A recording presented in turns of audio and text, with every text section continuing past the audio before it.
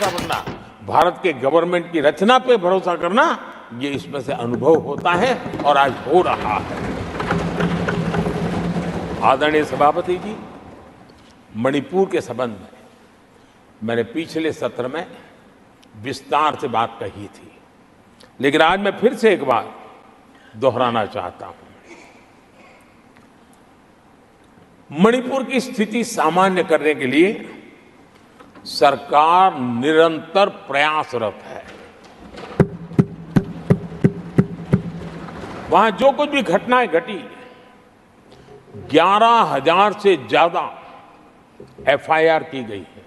मणिपुर छोटा सा राज्य है, 11,000 एफआईआर की गई है।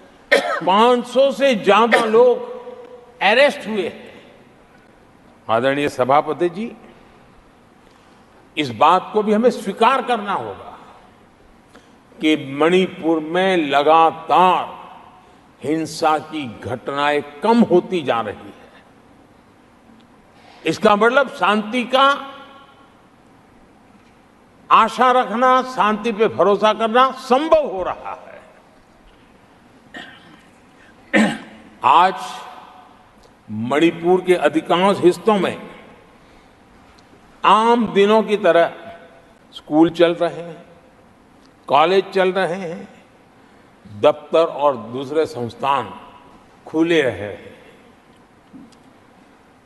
आदरणीय सभापति जी, मणिपुर में भी जैसे देश के अन्य भागों में परीक्षाएं हुई, वहां भी परीक्षाएं हुई हैं और बच्चों का अपनी विकास यात्रा जारी रखी है।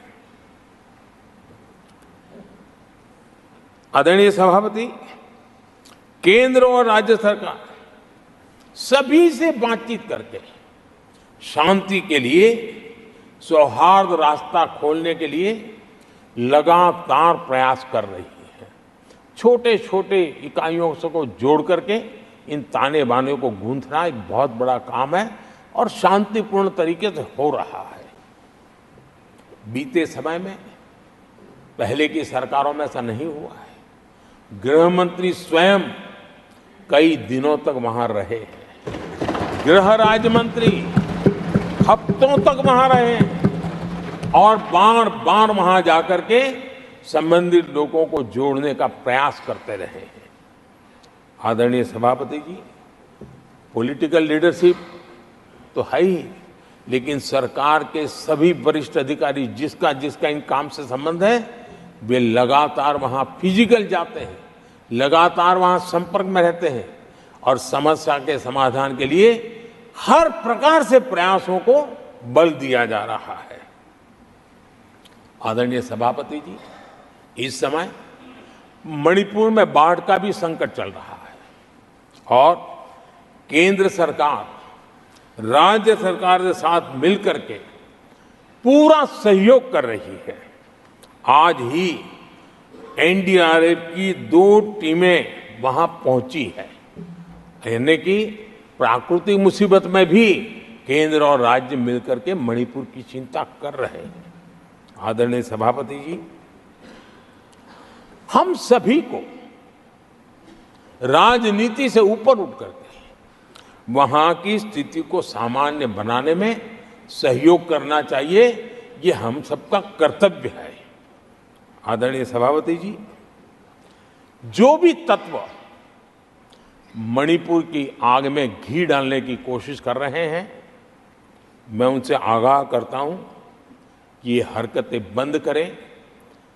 एक समय आएगा मणिपुर ही उनको रिजेक्ट करने वाला है, ऐसे लोगों को। आदरणीय सभापति जी, जो लोग मणिपुर के इतिहास को जानते हैं, मणिपुर की घटनाक्रम को जानते हैं, उनको पता है कि वहाँ का सामाजिक संघर्ष का एक लंबा इतिहास रहा है। उस संघर्ष की मानसिकता की जड़ें बहुत गहरी हैं, इसको कोई नकार नहीं सकता है। और कांग्रेस के लोग ये न भूले कि मणिपुर में इन्हीं कारणों से 10 बार राष्ट्रपति शासन लगाना पड़ा है। इतने छोटे से राज्य में 10 बार प्रेसिडेंशियल रूल लगाना पड़ा है, राष्ट्रपति शासन लगाना पड़ा है। कुछ तो मुसीबतें होगी और ये हमारे कालखंड में नहीं हुआ है। लेकिन फिर भी राजनीतिक फायदा उठाने के लिए वहां पर जिस प्रकार की हरकतें हो रही है,